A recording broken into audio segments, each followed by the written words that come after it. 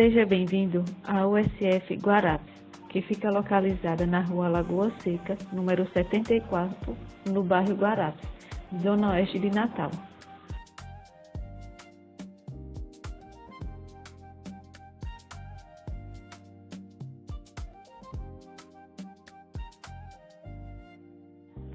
O bairro Guarapes é predominantemente urbano, apesar disso, ainda não conta com sistema de saneamento básico completo.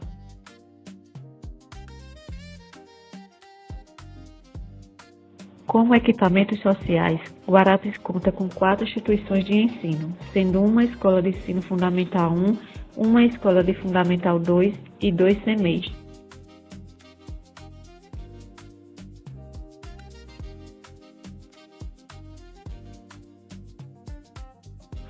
O bairro também possui CRAs, igrejas, um comércio diverso, com farmácias, academias e mercadinhos.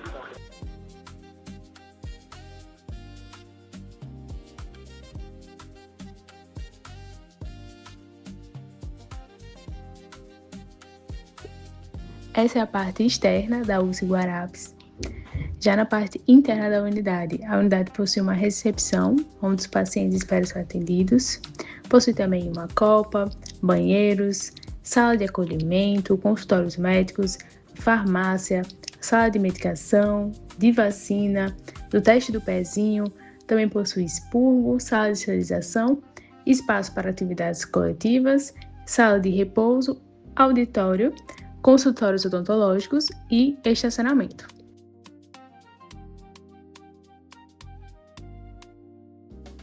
Meu nome é Tânia, eu estou como gestora da Unidade de Saúde Guarapes, mas eu iniciei a minha profissão como agente de saúde. Fiz cursos, entrei para a graduação e aos poucos eu fui alçando novos patamares, até chegar na gestão da Unidade de Saúde Guarapes. E estou há 31 anos aqui já. Pronto, nós trabalhamos com 3 equipes de saúde aqui, a estratégia de saúde pública. Então, um médico, 2 técnicos, um enfermeiro e 5 agentes de saúde. Nós trabalhamos da seguinte forma: temos um agendamento na recepção para os pacientes do dia a dia. Essa agenda é aberta, e ainda temos um acolhimento de 4 pacientes diários. Cada profissional médico absorve mais 4 pacientes e às vezes até mais. Na verdade, os profissionais médicos que a gente trabalha com uma equipe muito boa, não volta ninguém, justamente por conta da necessidade que existe nas mediações. Sim, nós trabalhamos com uma estratégia no PSE, que é o Plano de Saúde Escolar. Inclusive, a parte de odontologia é muito intensa nesse trabalho conosco, né?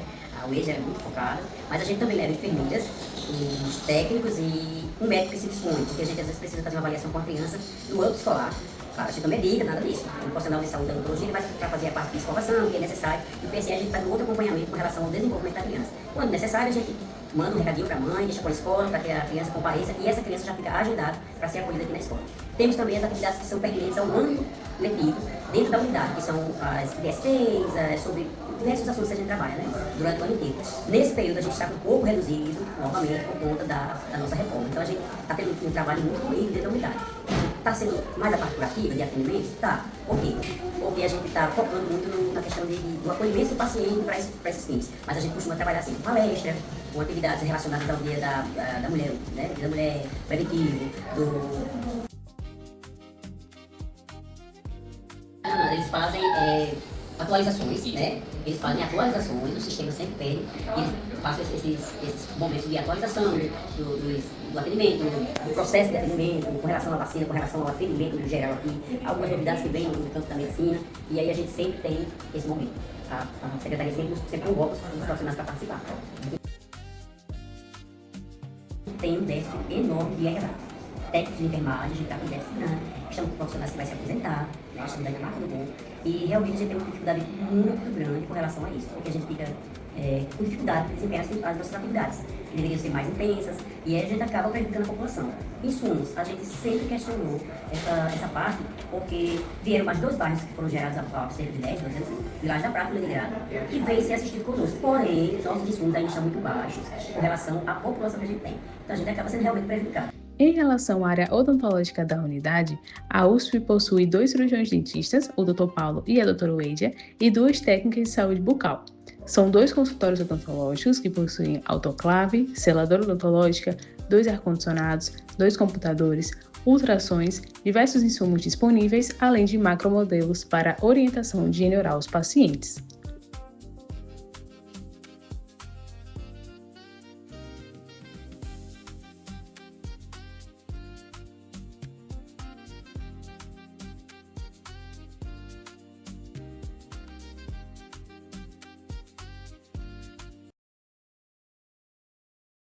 Os agendamentos a gente faz a partir da triagem que já foi feita, né? Então a gente tá com a lista, aqui essa é a lista da minha área.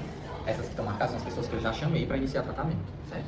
Ainda falta esse restante que são as pessoas que estão aguardando na lista, elas são classificadas a partir de um score. Então esse score é feito um questionário com questões sobre saúde, depois é feita uma avaliação clínica, assim, mais superficial para entender como é que está a condição de saúde bucal daquele paciente, e dependendo dos quesitos que forem sendo marcados, ele vai pontuando no ranking. Quanto maior a pontuação, mais grave está a condição de saúde bucal desse paciente.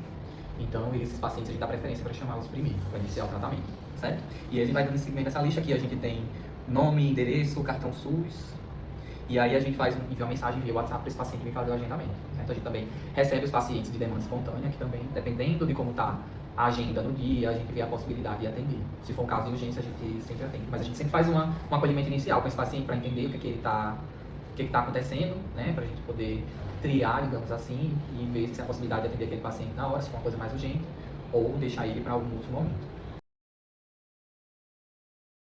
Então, as principais demandas aqui por se tratar de um bairro, né? Que as condições socioeconômicas, né? A vulnerabilidade socioeconômica da população é muito grande.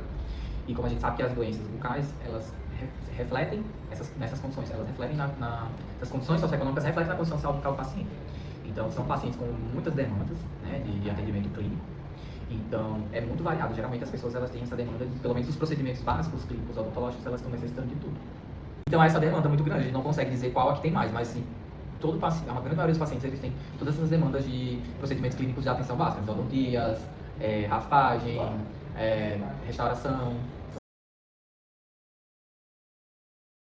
A gente realiza aqui o pré-natal odontológico, a gente faz às quintas-feiras, que a gente aproveita o dia que os médicos estão fazendo os médicos e enfermeiros estão fazendo pré-natal, então a gente já faz a captação dessas gestantes aqui às quintas-feiras. Então, atualmente a gente faz sim, né, as ações. No momento a gente está com uma escola de ensino fundamental 1, crianças que estão ali entre 6 e 12 anos, então a gente vai iniciar ações educativas lá agora, a gente estava só esperando a chegada dos kits escova e pasta para a gente poder iniciar as ações lá. Uma escola com média de 700 alunos, então a gente vai levar um tempo para ficar lá. A gente quer estreitar esse vínculo da escola com a comunidade de saúde para que a gente possa ter acesso a essas crianças e a gente consiga fazer promoção, prevenção de saúde com elas. Vínculo com a instituição para que a gente consiga fazer as ações preventivas lá e aquelas que tiverem a maior necessidade de atendimento clínico a gente trazer aqui para o consultório para dar continuidade. Positivos aqui a gente tem as equipes completas, assim, 2 equipes completas, né? Apesar de serem 3 equipes de saúde da família, a gente tem 2 equipes de saúde bucal, mas a gente tem conseguido, a gente não tem ficado sobrecarregado quando o serviço está funcionando normalmente. O que acaba às vezes criando uma demanda reprimida é quando a gente tem que fazer essas pausas nos atendimentos por conta de quebra de equipamento, né? O que a gente enfrenta é muito a questão, a parte de equipamentos no momento, né? A gente já teve também problemas com insumos, materiais de consumo, mas hoje em dia isso não é um problema aqui pra gente no momento. Então o que a gente tem são equipamentos já um pouco antigos, que constantemente necessitam de alguma manutenção, e às vezes como a gente atua na categoria que é muito técnica, então a gente necessita muito desses recursos para que os atendimentos aconteçam. Qualquer problema, porventura um problema mínimo que seja na cadeira, né, na questão do compressor, a gente precisa parar praticamente o atendimento inteiro. Então a gente nesse momento enfrenta essa dificuldade, né, e a questão para a gente conseguir fazer a manutenção, às vezes a troca desse equipamento que acaba travando a questão do fluxo, né, dos atendimentos odontológicos de uma forma mais constante.